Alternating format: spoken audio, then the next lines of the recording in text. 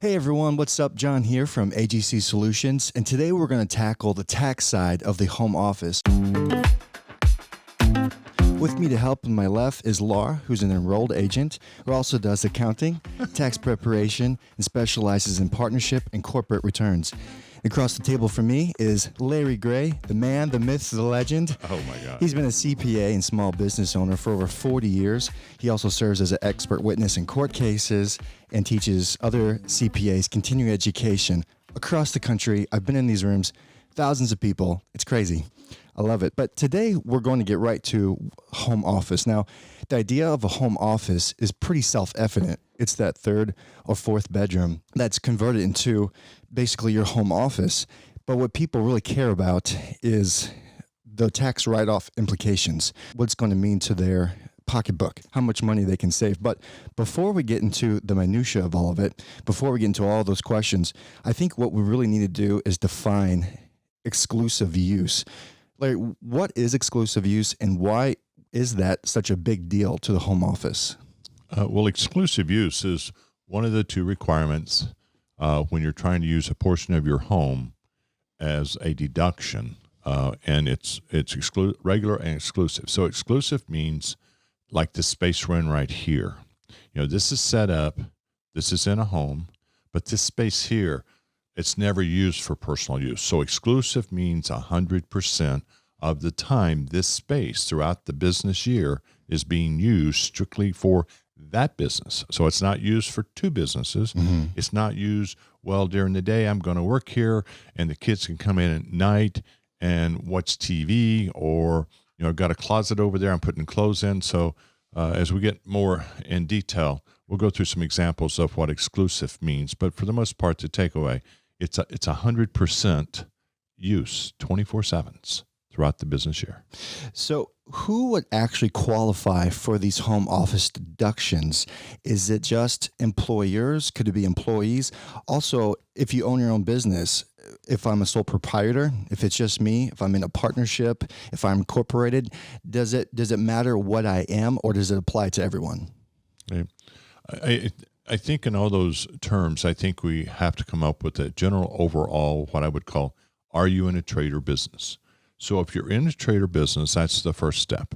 But there's two areas of trade or business. I can be a trade or business as self-employed, that partner, the Schedule C. I could be a farmer. Mm-hmm. I could be a corporation. But then there's the employee side. Technically, an employee is in a trade or business, but an employee, because the employer is responsible for providing the workspace, then an employee would not qualify for the office in the home. A lot of people don't know what an LLC is, and without taking too much time to go into all the details of LLC, do they have to be an LLC, or does that have anything to do with these home office deductions? Okay. Just a real quick definition of LLC. It's technically a state law. An LLC is not a tax entity. So when you create an LLC, I can be an LLC sole proprietor. I can be an LLC partnership. I can be an LLC S Corp. I can be an LLC C Corp. So I can be any type of tax entity, but it's set up as an LLC under state law as a business. So wait. Yeah, go ahead. So let's make sure, do we have to be an LLC to qualify for home office? Yeah. A good question. And I think that's a great question because there's a lot of confusion out there. An LLC is just, you go to generally go to your attorney, and your attorney is going to say, for liability's sake, I think you need to be, for legal, you need to be an LLC. But I can be any type of entity. I can be a sole proprietor, or I can be an LLC sole proprietor. I can be a partnership, or I can be an LLC partnership. So the point of it is, you don't have to be an LLC to be a trade or business. The only reason why you're going to be an LLC is because you've got advice from your attorney to say, under state law, we believe you should be an LLC. At that point in time, so that's the legal question, step one. Step two is then you're making a tax decision. For example, day before yesterday, I had two of my appointments were with attorneys and new clients, and we were going through, both of them were going to be, they decided, the attorney says be an LLC, But my role in this kind of roundtable, like we're doing here today, my role was to say what is the most advantageous tax position. So LLC is not a tax entity, but either how you default or elect to be treated as an LLC is actually the tax thing. So I'm a small business, or me in my office, I'm doing recommendation. The attorney makes the legal determination. Should you be an LLC for liability purposes? We are there to help you through how should I be taxed. Right. So I guess to summarize it, whether or not you're an LLC is independent of your tax choices. You have the exact same tax choices, whether you're an LLC or if you're not an LLC, you still have the same choices under either one of those. So if I never became an LLC for 5-10 years, I would qualify every year for these home office deductions. Well, it depends on what kind of entity you are. Okay. So we need to discuss what kind of entity does qualify. Is it a shareholder in an S Corp? Is it a partner in a partnership? I think where you're going with that train of thought, as a sole proprietor, I'm self-employed. As a partner in a partnership, I'm self-employed. Right. And from this point forward, what I like to say, like they're self-employed, I'm talking about whether you're an LLC or you're not. As a partner in a partnership, whether you are or not legally an LLC. So I throughout the rest of our discussion, office and home, I would like to say that it's independent of whether you're an LLC or not. But I think, Laura, where you were going is that if I'm going to then, whether or not I'm going to be the LLC, then I choose to be a sole proprietor, or I choose to be a corporation. Well, if I'm a corporation, whether I'm an S corporation or a regular corporation, just like AT&T or something, at that point in time, I'm an employee. So it may influence what deduction I get, or maybe no deduction at all. Mm-hmm. Because what happens is that if my space is as an employee, then I do not qualify. But if my business location is there, then what happens is if you're a partnership, you're self-employed. You get office and home. If I'm an S Corp, the problem with it, and this is kind of getting down the weeds, but that corporation being there, that S Corp, I can rent from myself, but I don't get the office and home deductions. Right. So again, the tax election, not the LLC election, how I'm treated is if I am an office and home, then that's for that self-employed person. So for office and home, S Corps, C Corps, shareholders in those do not qualify. Employees do not qualify. A partner in a partnership or a sole proprietor, self-employed person, they would qualify. Just to kind of summarize exactly who Right. does. An LLC is just something that doesn't have to do with the taxing entity. Right. The other thing I want to throw in here, because I think this is a place where a lot of people, in advising them, they're trying to think, is there another avenue? And I think the important thing is if I have a separate structure, then I'm not an office and home. So I have a detached 2-car garage. If it's detached and that building is exclusive use, like I got inventory in it, Mm-hmm. I'm an electrician Yep. or I'm a plumber, and I park my truck in there and I got all my plumbing stuff in there, and it's at my home, but it's not attached. At that point in time, that's a business location. That's not office and home. That's good to know. Okay. That's a real big takeaway, because I just picked up a new client a couple of years ago that they've now literally behind the house have built a shop building, and they've liked it so well, they're actually closing their storefront.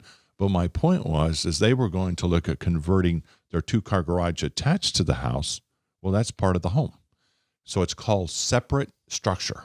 If it's a separate structure at that point in time, that's no different than any other business building that you either own or rent.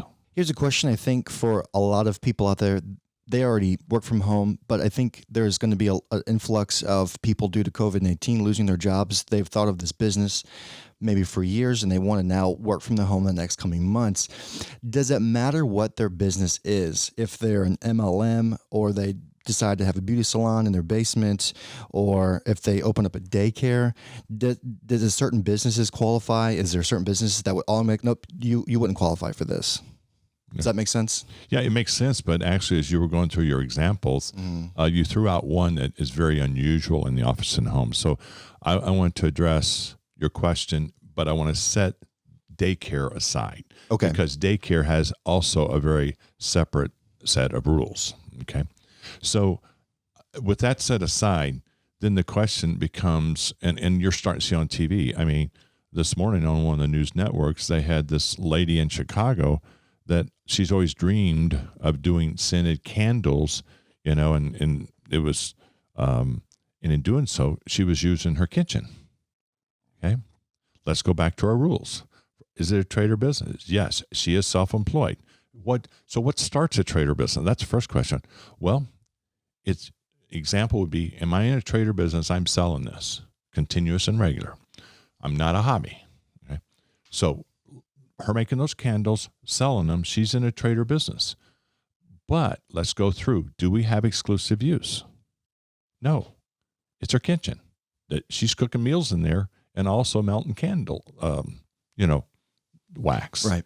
Okay. That's not exclusive use. It's regular, but it's not exclusive because she's laid off. She's doing this literally, it appeared to be as many candles as she had. She had them all over her house. She had them on the dining room. I mean, she's in a group, and she's going to be successful. Yeah.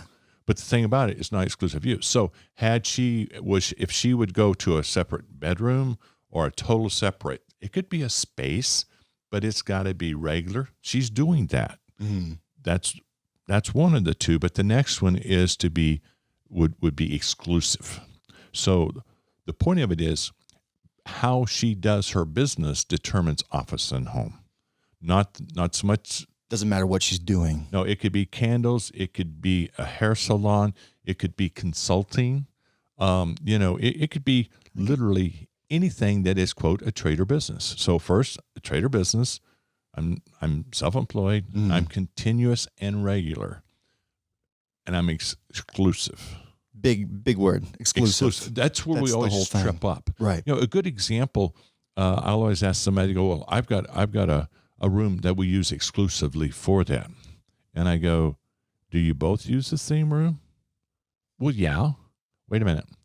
Exclusive use by a trade or business. So I'll have times they'll be using it for their job, and not, for example, let's say this woman put a separate room with candles in it. But then she had a desk there and she was working remotely from her job. It's no longer exclusive. Okay. So right. I'm trying to give you real world scenarios. Or, for example, I'll say, do you have a closet in that bedroom? Yeah. What's in it? Winter. We seasonally move in the summer. We put winter clothes in there. In the winter, we put summer clothes in there. Well, you're walking across that room. Mm-hmm. That is not exclusive.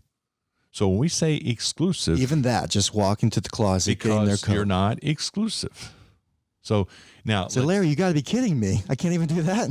Right. Well, but I think the important thing is that if that's the big trip, that's what trips everybody up. So if you realize exclusive use, then when you're setting it up, make sure it's exclusive use. It can be a corner of a basement, like right here. We're in a corner of a basement. But you know what? You can, the kids can't watch TV here. This is set up. It's exclusive. Look, there's cameras, there's computers, there's lenses. This is exclusive. Yeah. And I think that's the important thing, because the office and home, remember, is only for the space that is exclusive use, regular and continuous. But it doesn't matter, like if the lady put candles in her closet. So every time that she built a candle in her living room and she wouldn't put it in her closet and only candles stayed in that closet, would she be able to count that? Right. Or does she have to regularly be working in there? Can she No. regularly be storing in We're going there? to try to stump them. Yeah. Oh, Laura, they have to close the door too with no lights. No. But see, that would be where you store your inventory. So that would be exclusive use of my inventory. That's where I store it. I secure it there. So yeah, so it can be different functions of that business. So I could be I could be, shipping the candles over on a table over there, wrapping them up and all that. Now I could be this table here. I could have the candles over in that closet. So, but that's all part of the process of that trader business. Well, that's if she makes the candles in the kitchen and then just uses that room. Maybe you already answered this. She just uses the room for inventory. That one bedroom would qualify for home office. Yeah, if Not the that, kitchen table where she makes just the them, bedroom but would the be bedroom. exclusive use for inventory. yeah, you could have business all over the place, but it has to be a business. But the area you're deducting has to be exclusive use. So yes, That makes sense. She could be using her kitchen where she also cooks food. Right. That doesn't qualify. But then she's got this room where she's storing her supplies. She's her shipping stuff, her inventory. I could see that benefiting a lot of people. Yeah. A lot of people. So you could have that as an exclusive use area. Okay. Any other questions? No, I think that's it. I think just making sure to clarify that you can have your business in your whole house, but only the part that's exclusive and regular use can be deducted. I just thought you guys were playing Trip the Instructor. Oh, we are. Don't worry. Trip or trick, one or the other. Next question. Does it matter how many hours per week this person works if they're going to be a counselor and they have someone over to their office in their home, but they only want to work 8 hours a week or take 2 clients a week or whatever it is? Does it have to be 20? Does it have to be 40? Can it just be 1 and still qualify? First thing is we have to, before we get to the exclusive, we could have theoretically exclusive use in your scenario, but we have to back up and start out with question number 1. Is that person doing enough to be in a trader business, which that says continuous and regular? I'm not talking about the office and home, but I've got to be doing more than, once in a while. In other words, is she in the trader business? That's the first question. Am I in a trader business? So, and there's no set number of hours. I mean, I could be seeing somebody for 1 hour and they're paying me $10,000 a session. I'm in a trader business. Okay, You're making income. But here's what happens, and this is we're connecting back into it's got to be a trader business. So let's say that person is doing consulting and they're seeing people 2 or 3 hours out of the week, but then they have a regular job out here. Right. Okay. There's no bright line here. There's no magic to this, but it's the fact, would a reasonable person, I always tell them, jury, that doesn't know anything about your business, Right. would they believe you're doing enough that it is continuous, regular activity? So, and the thing about So it's a judgment. it's a judgment. Now, one of the big indicators, are you making money at it? So if I'm doing an office and home and I'm making money at it, I'm probably in a trader business. If I'm paying self-employment tax on it, I'm in a trader business. But if I'm just, kind of halfway doing it, and that's the other thing, we get down in the calculating of the office and the home, you can't create a loss from a trader business with an office and home deduction. So when people hear that, first, the exclusive use becomes the big item. As long as you're in that trader business. But then the next thing is the fact that if you're not making a profit, this office and home may not benefit you the way you might think it would be. So this whole thing kind of goes together. First, I'm in a trader business. I'm self-employed. I'm the company. And then what happens is I'm making enough money. So the woman with the candles, she's able to pay for the cost of the candles and the shipping and the supplies and all that. And she still has a profit because office and home has limitations. You cannot in theory create a loss. So it doesn't matter how many hours they put in a week. You just want to make sure that they're actually in a business and it's not a hobby. Yes, they are. Yes, great. They're in a business. And, hobby's a whole nother test. We should do a session on it. There's a 9-point test that the Supreme Court looks at, and we can go down through that 9-point test. But when I'm teaching in the fall, I'm always doing a tax update. And when I'm on the road, I do one chapter that's on rulings and cases. And every year in rulings and cases, we have repeated cases of hobby. And we have repeated cases of office and home. And again, it's just use some common sense. Is it exclusive? Don't trip or trick the instructor. But the other thing, it's only on except for daycare, there's an exception. It's only on the square footage that is exclusive use. And then when you go to sell your home, which is a whole nother video, if you sell your home and use part of it for business, there are certain limitations there on the sale of a residence. So I always warn people there. So let's talk a little bit more about the expenses that you can deduct. So if I do qualify for an office and home, can I deduct mileage from my office and home anywhere else? Oh, actually, I'm glad you started out with that item first, because, sometimes office and home, for example, in the area we live is very rural. So when you start looking at a typical office and home is anywhere from 7 to 15 is a lot of times an extreme high office and a home amount. So that's 7 or 15%. 7 to 15% of the total of the house. Home. Mm-hmm. Yeah. And so what happens is people look at it, and after all the rules, they go, it's not that big a deduction. Mm-hmm. But what happens is mileage is from it to and from work. Mileage is not deductible. So the big takeaway that I find where we live at, and I'll go back to the plumber example, is what the law says. I'm in a trade or business.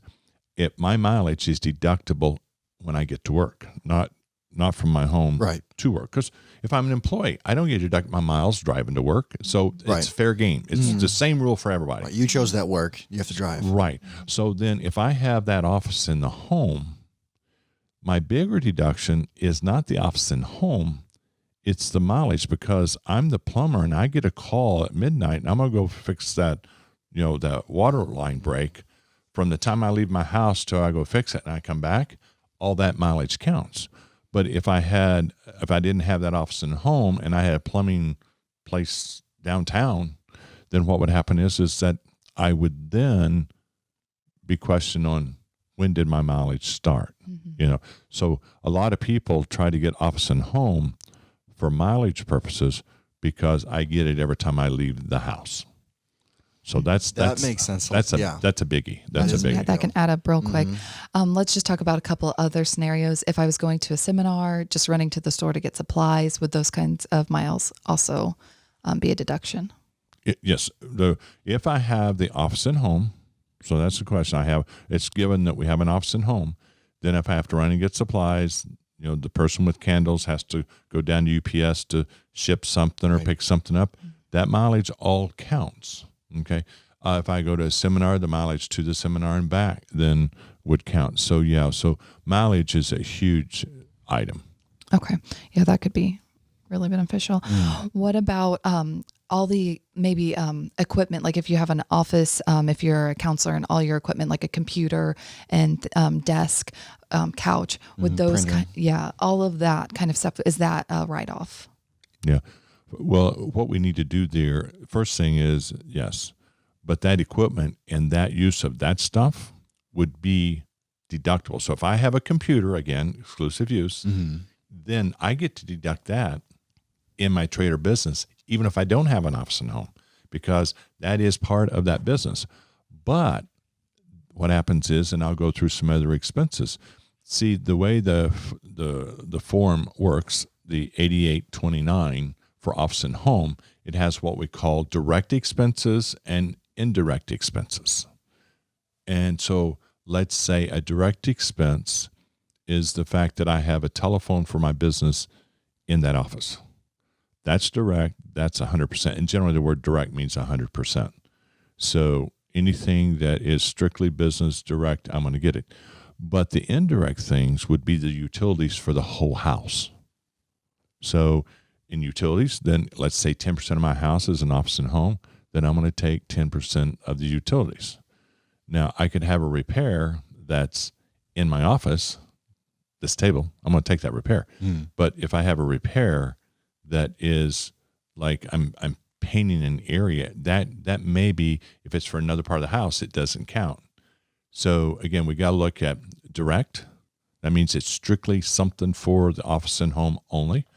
Indirect is a percentage allocation based on, I'm going to use that example of 10%, and then unrelated, the rest of the house, the furniture upstairs, it doesn't count. It's unrelated. So I think that's the important thing. Is it directly related?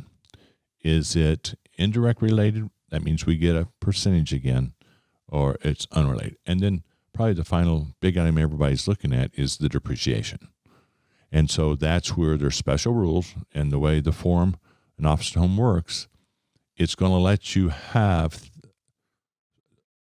you're going to, for office and home, be able to deduct anything that would be normally deductible as an itemized deduction. 10% of the mortgage interest. If we're going with this example of 10%, I would get 10% of the property taxes. But let's say that I end up with a trade or business with a loss. That depreciation is going to be 10% of the house. And because it's a trade or business, the depreciation is for 39 years. And if I have a loss, that depreciation is carried over to the next year and to the next year. So the key here is the fact that, again, you are limited on your losses, and depreciation is the biggie. So let's just kind of recap real quick. Indirect expenses like utilities for your whole house or property taxes, that would just be the percentage of your house that you're using. So if you have 10% qualifies for office and home, then 10% of your property taxes can be deductible in your tax return, correct? Yes. Okay. But then if it's a direct expense, say it's a computer for your office that you're using, let's use the couch instead. Like, so I'm a counselor and I have a couch for only my clients to sit on in my office and home.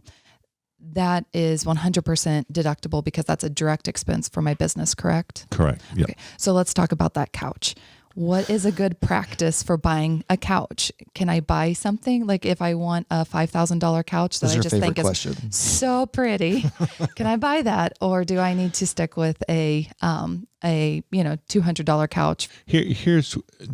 So now we're going to look at another area of a trade or business, and that is ordinary and necessary. Don't you like these phrases? Ordinary and necessary. So, for example, your example of I'm a counselor and I've got this couch.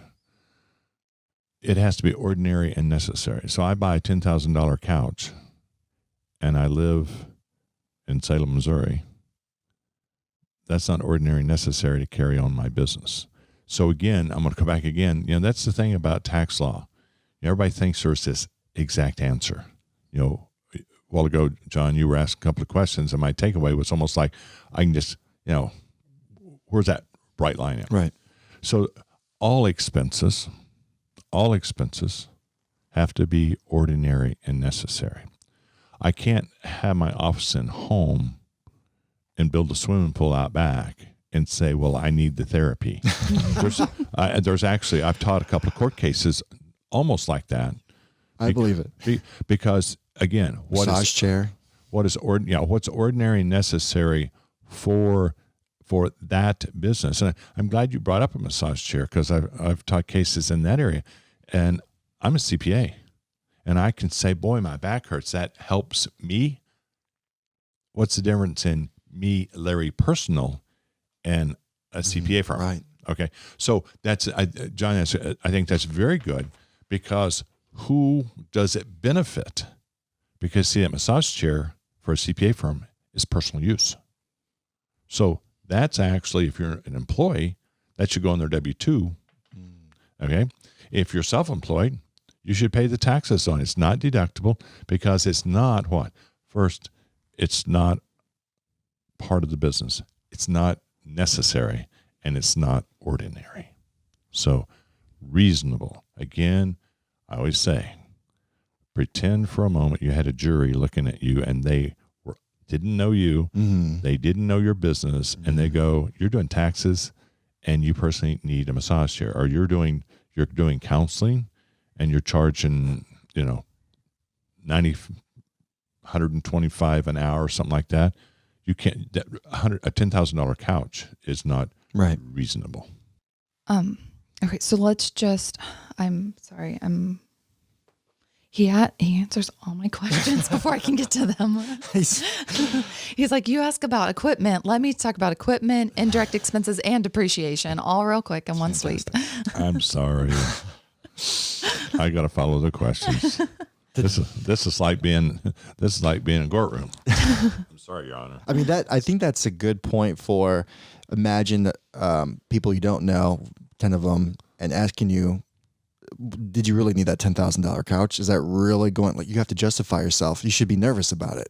You should err on the side of, I mean, probably not, but it was a super nice couch. It really brought the room together.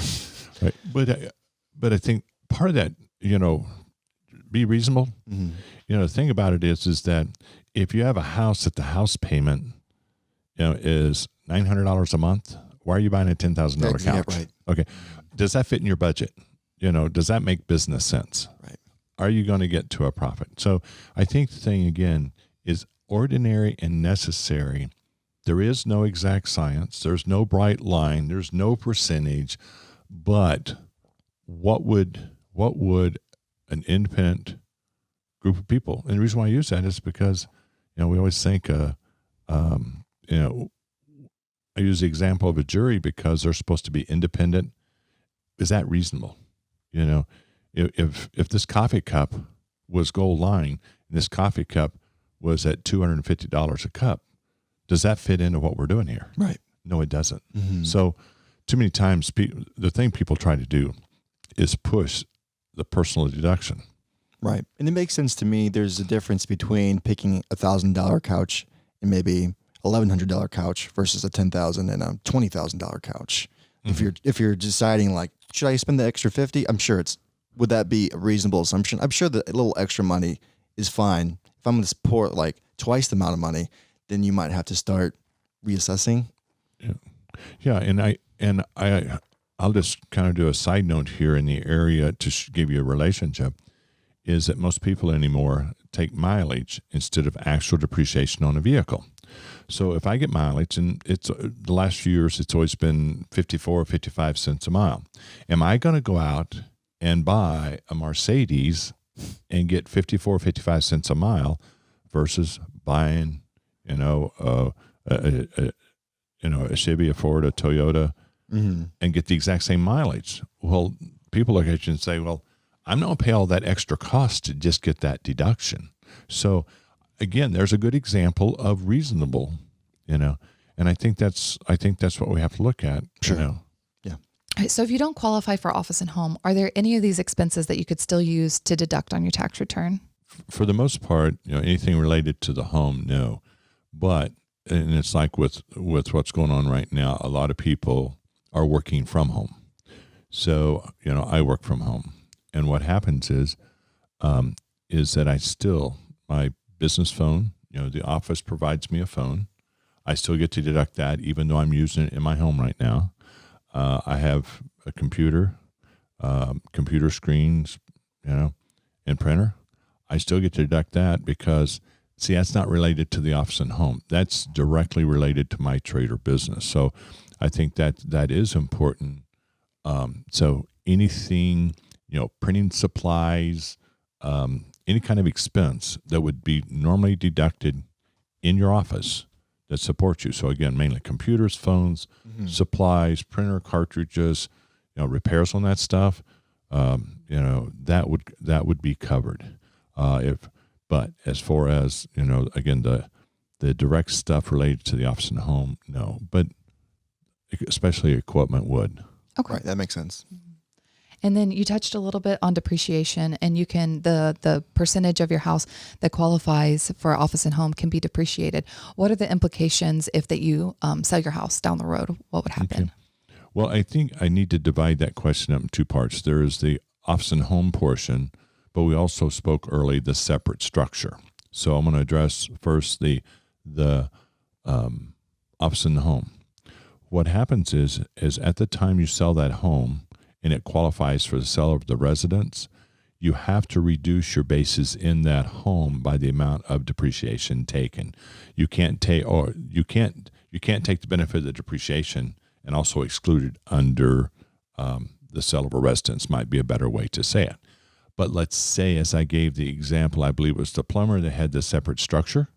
That separate structure is not office and home. That means that portion. So let's say that garage detached costs, $20,000-$30,000, whatever. You would have two sales.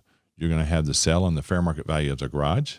That's going to go on a $47.97 for the sale of a business asset because it's separate. It's not office and home.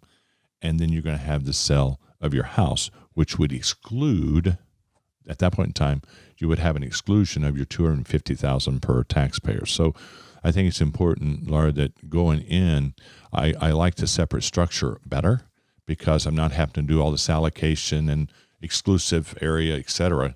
But on the exit side of it, that separate structure is, I have to divide my sale of my resident into two different sales. And this is an area that's really important for tax planning. So we would always encourage everybody to see their tax preparer when they get ready to sell their house, if that they have an office and home, or even if they have a separate structure, they still need to have a little bit of tax planning and know what's going to happen. Or we could just give them your number if you know. Okay. Well, scratch that. But no, I think it is important because the reason why is because even the sale of a residence, sometimes I know that people sell the residence, they get no 1099-R on it. And other times they get when the 1099-R is for any time you have a sale of real estate. But when their closure happens at the sale of that qualified residence, a lot of your title companies, for example, will have you have the taxpayer sign a release that this is qualifies for the sale of a residence, sure, and they get no communications on it. So, yeah, I think you should consult a tax professional. And the reason for it is because you could have some times that separate structure when you've got a reportable transaction and you didn't even get a 1099. So, again, I think it's very important on the sale to get advice. Let's switch gears here. For those that are wondering if they would still qualify if they rent their home, if they rent an apartment, if they rent a condo, would they still qualify, or does that even matter?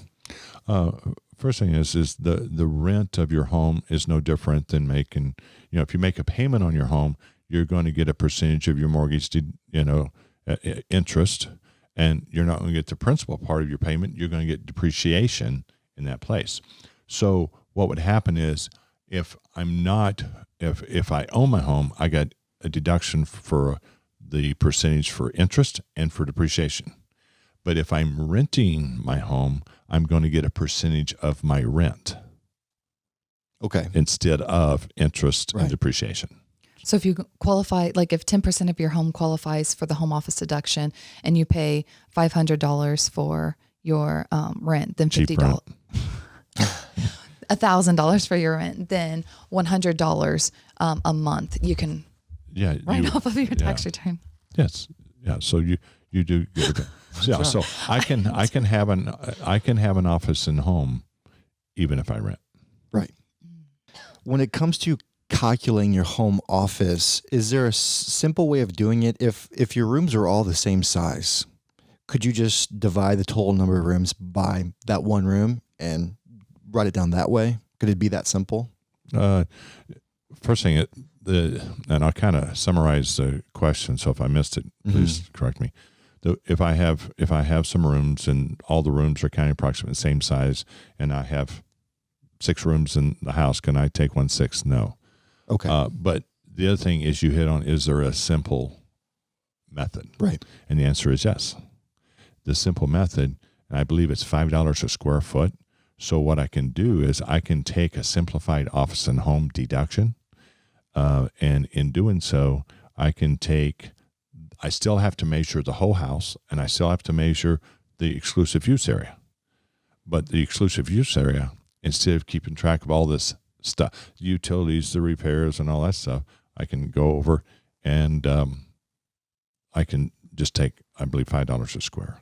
How much of my home could I actually qualify So we already know one bedroom qualifies. What if I take up 2 bedrooms? What if I have a duplex and one whole level of my house is used for my business, exclusive and regularly used for my business? Would that still count? Is there a limit? First thing is there's no limit, but we got to go back to what we've kind of had a theme or a flavoring through this whole presentation. What's reasonable? So, for example, I got a friend that's a preparer in Pennsylvania, and half her building is downstairs is her office, and upstairs is her home. In our hometown, I know of a couple of places where that upstairs is their home and downstairs is their office. Right. So That makes sense. so again, it's driven by the size of the business, and I think it's just use some common sense and run it like a business. And I know we've covered this a little bit before, but if we just nail it down on this question too, what if my home office is in a detached garage or a workshop somewhere on my property? It's just used for that. What if I have a vacation home with, a room just for doing the business?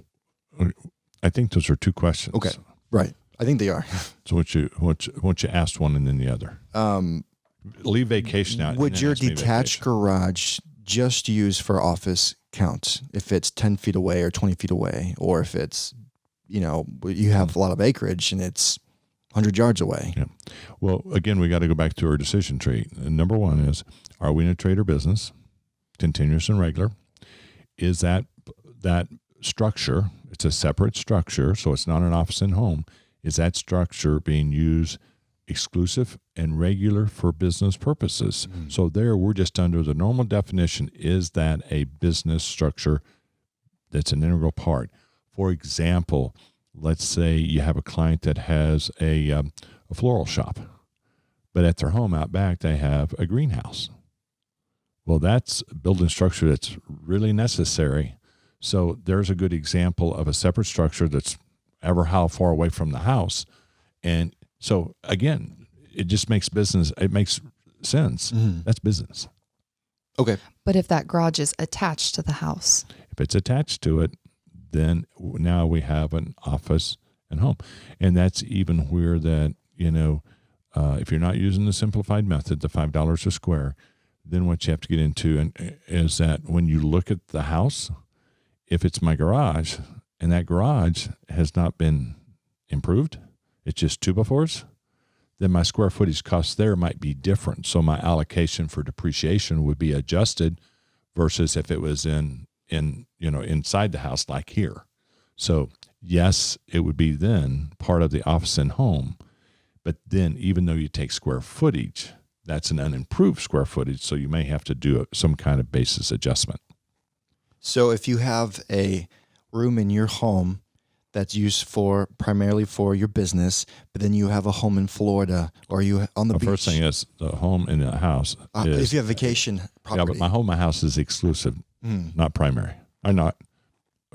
Repeat your question, because what I heard is primary used. Say you live in one state and you have a vacation home in the mountains. Okay. You have vacation property on the beach and you have one of those bedrooms used for your business. Even though you're on vacation, you're still just using that room for making phone calls or. Right. So I think there again, it is, can I have exclusive use of a room on a vacation home? First thing is that the word vacation, are you continuously and regular on vacation? My point is that's not. So Right. the vacation home is not going to qualify because I go on vacation 2 weeks out of the year. I'm not continuous, regular using that place. So that would be a no. That's a no. Flat no. That's a flat no. No. If you're on vacation every 2 weeks, if you go to the beach every 2 weeks, that might qualify. Well, that might qualify because at that point in time, when does it leave what I would call vacation? yeah. and when does and it just just two become houses. your? Because, for example, if I would get a place in Florida and I've got a place there and I'm there half the time, that might be my second business location. So at that If you point, have a bunch of clients down there, then I would be even more. I would be developing clients. So in doing so, then all of a sudden it's not quote vacation.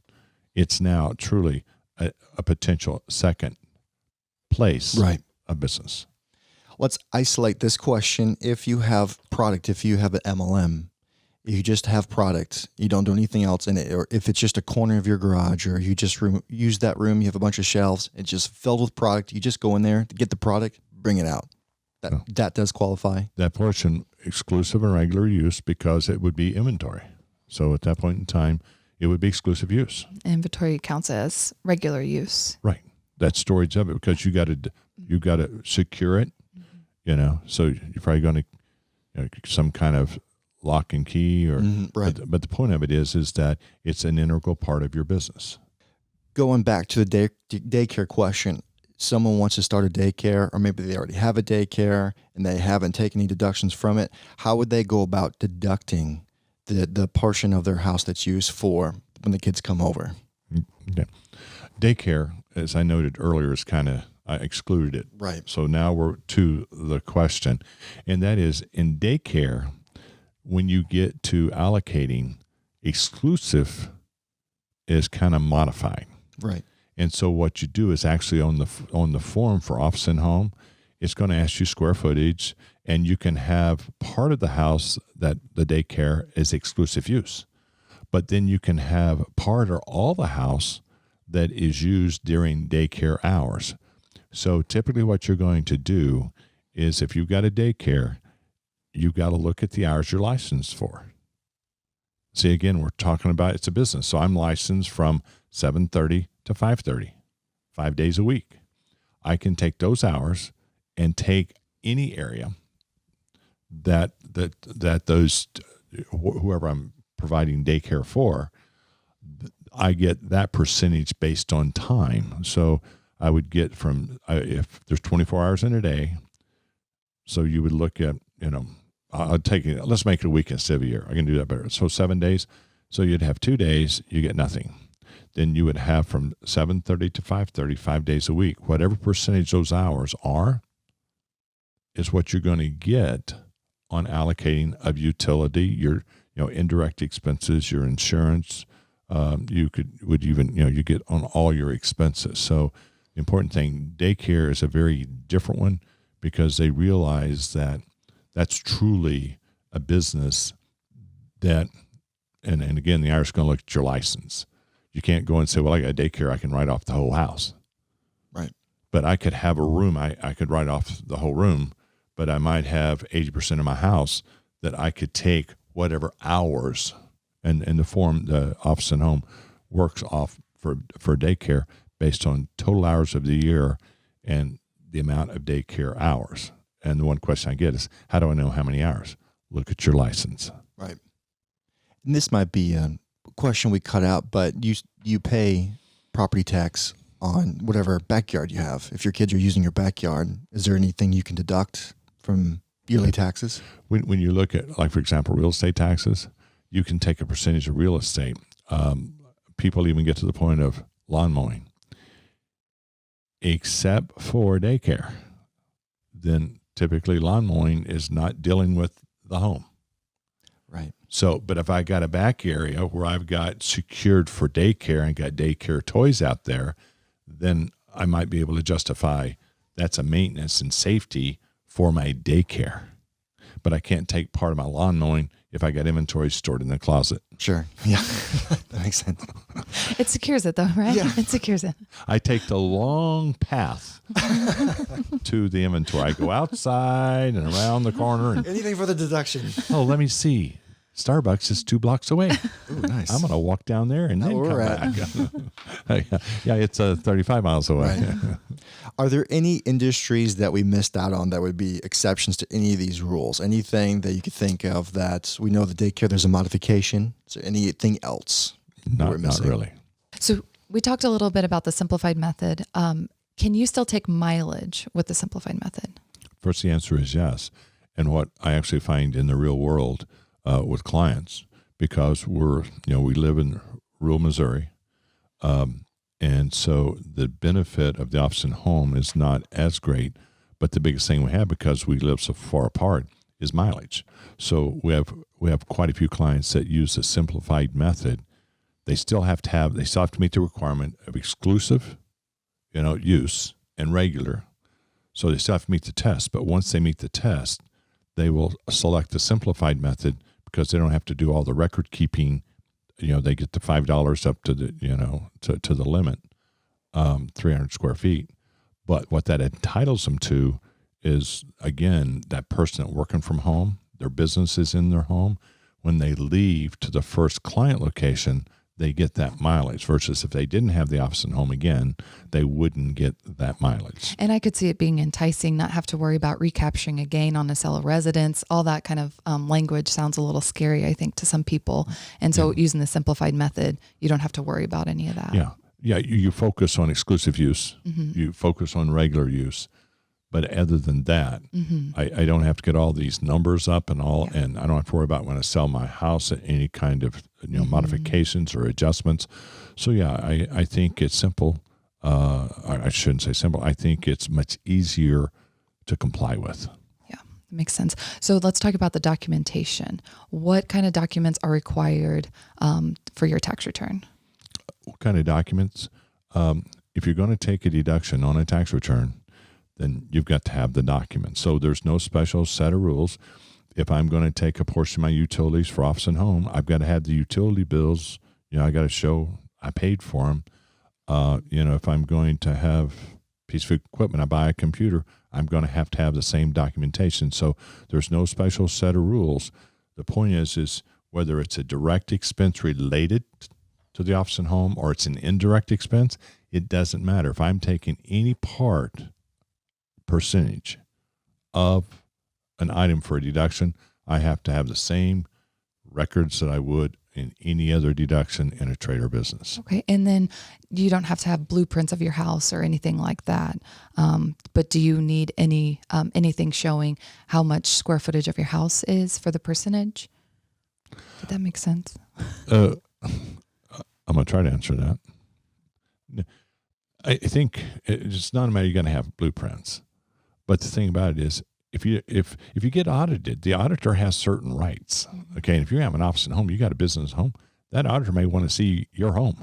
Okay, so the thing you got to realize that this is a trade or business deduction, and because it's a trade or business deduction, you still have that audit risk, and so what's going to happen is they're going to know, what is it exclusive use.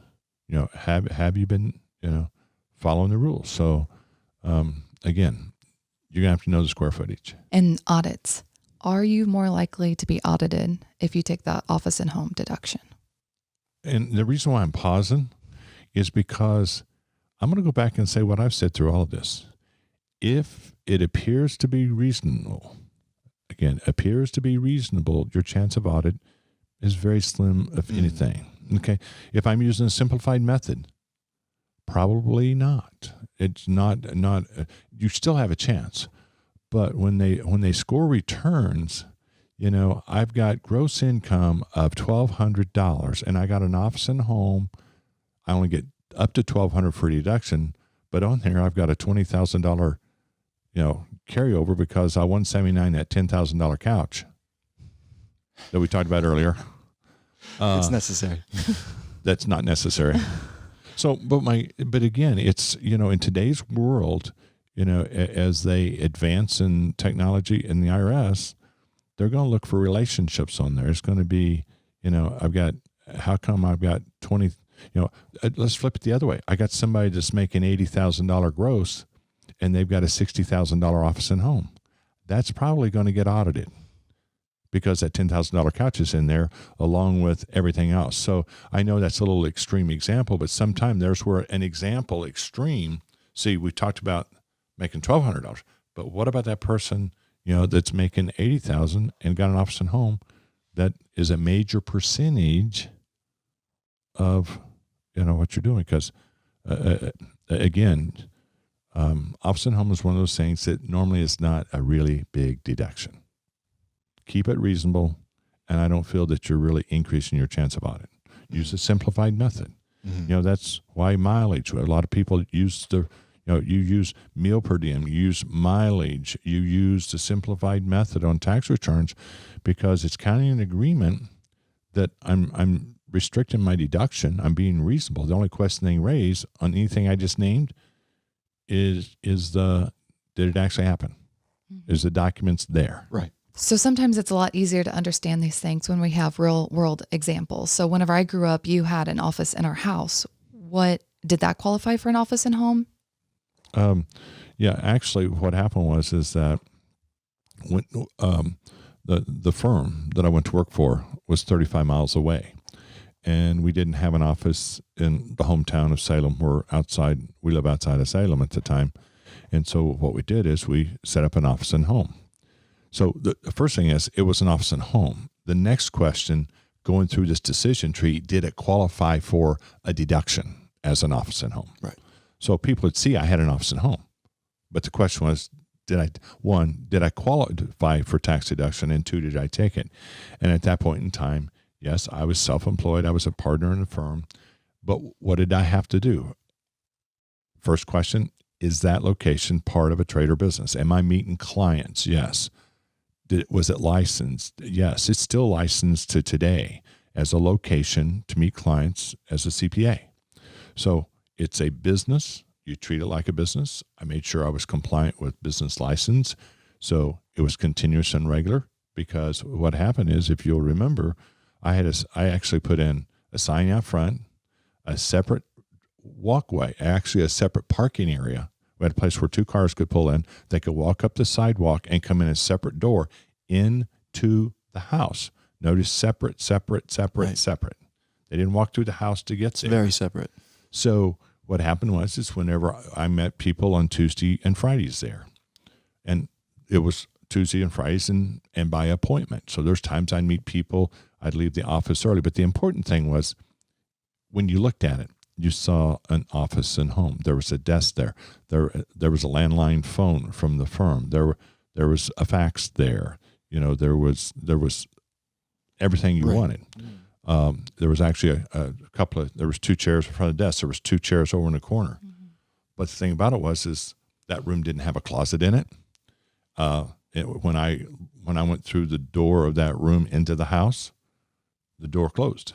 So if you looked at it, I secured the files, because there might be client files in there, and you guys were playing, you might have friends over. So that door was kept locked. There's no saying, I don't know if you know the saying about a duck. If it walks like a duck, talks like a duck, and acts like a duck, it's a duck. And as I just described that's an office and home. Mm-hmm. Now, if in the evenings, us kids were allowed to go in there, and there weren't computers back then, but say you had a TV in there and we could watch TV, then that is where it would not qualify. You could have everything else that you said, but if we were able to go watch TV after 5:00, just because you work during 8 and 5 in the evening, somebody else being in there, that disqualifies it. Correct? That would have, if I'd have had a TV in and you guys came in and watched it while I was working, that would disqualify it. Instead, I could look through that door and see you guys watching TV in the other room, and so you guys in your bean bags and TV and all that in there, so I could monitor you. But you wasn't in my office watching TV, because there was no TV there. Let's say you qualified for the office and home for you to work there. What if you had an employee come and work? Would that still qualify? Okay, that's a great question, because what happens is the office and home, I'm qualifying as a self-employed. I was a partner in a firm. And actually, at times, I had employees that would come to that office, use that office, but see who's paying the bills, who's getting the deduction is the self-employed person. The employee working for me or working for the firm, that's all deductible, because I'm providing it for the employee. And that, I'm glad you brought that up, because that's part of the theory, is the fact that if an employee is working it from home, then the employer should be providing. And like right now, I've got employees working from home. They've got a business phone the firm owns. They got a business computer the firm owns. They got a router the firm owns. So except for the space, see, again, all the tools and everything it takes for them to be an employee, I'm providing. But the thing about it is they can work from their table in the kitchen. They can work in the living room. They can work, in the spare room. So the normal day-to-day expenses, we're paying for them, and there's no exclusive use. So again, good question, because yes, that employee wages are deductible. The equipment they're on is deductible, because the person getting the deduction is the self-employed person that has the office in the home. It's not the employee. So I think my only other question would probably be, what about primary place of business? What you have to look at is, all right, the question is primary place of business. Yeah, if I'm in a business, and I'll give you an example. Let's just take Mr. Alferman in the firm. He lived right down the street on the same highway as the office. Well, he couldn't have an office and home because it would be very tough for him to, because he had to have a second license. He had to have exclusive use. He could have tried to do that, but the problem with it is he has a primary location in that area. I'm 35 miles away, so when I'm in Rolla, my primary place of business for him to meet me is at the office in Rolla. But when I'm in Salem, then what happens is the primary location there again. We had a separate business, we had a separate license. It was registered with the state. We had a separate reception area. My point of it is I met clients there, continuous and regular, and sometimes I meet clients at both locations, the same client. So yeah, they look at, I just can't say, I think the key about primary location is that I can have more than one primary location, but it's much more difficult. It either has to be because of logistics, it may be, those are really facts and circumstances. But just because I go home and work doesn't make me qualify for my primary place of business. Might be a better way to state it. Sure. I can't create an office home just because I want one. Right. So do you still claim office and home? No. And I think it's not, and I always tell clients, it's not the answer, it's how you got to the answer is important. So what we went through was, 20, 25 years ago. And as time went on, what happened is that, for example, I meet clients more virtual. And the other thing is somebody else in the firm started doing a lot more of the Salem clients. So I didn't meet there frequently enough. I still licensed there, but all of a sudden I found myself not meeting clients as often. So continuous and regular started kind of disappearing. Right. So what I ended up doing is saying, why am I doing this? Because I've got this space I could use for something else. And so in the meantime, I still meet people at my home, but I don't meet them in an area that's exclusive use. The computer I use, it travels. I've got, my briefcase is over there somewhere. So I've got a computer in there. I've got a tablet in there. I've got a phone. Those are all owned by the firm. So I can function and do everything I need to. But what happened is I didn't do exclusive use, and I felt like I wasn't doing it regular. But it was because of business, and I became, most of my time was in Rolla. So I'm like, okay, I don't qualify for office and home. And remember, I still have a license there. Remember, I still have equipment there, but I'm not continuous and exclusive. Over and over and over. I would say you're continuous working, but I'm continuous working. Yeah, but you're not. It's not exclusive use. I'm continuous working, but that area is not being used. Yeah. I think that's a good point there.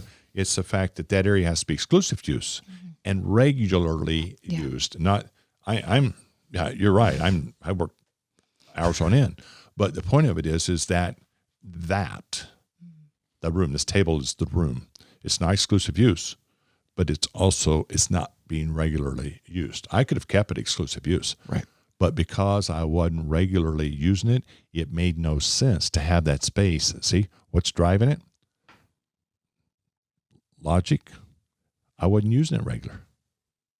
So I discontinued. The expense, the hassle of tracking it and all that wasn't worth it. So I go, I want that for a different use. And it's now a bedroom. Makes sense. Anything else we're missing? No? Okay. Well, thanks everyone for tuning in to this home office tax deduction edition. We hope that we were able to clarify some things that may have been confusing in the past. And if there's anything we missed or something that wasn't clarified to your liking, go ahead and comment in the comments down below. Let us know what you thought. If you like this, if you want to see more of these type of discussions, if you have any more questions. And as always, as we say, please consult with your own tax preparer, your CPA. Every business is different. Make sure that you're getting the best advice for you. And don't forget to like this video, again, comment, and subscribe. Until next time, we'll see you later. Do some. All by, I don't want to live. all by myself. This is the bloopers.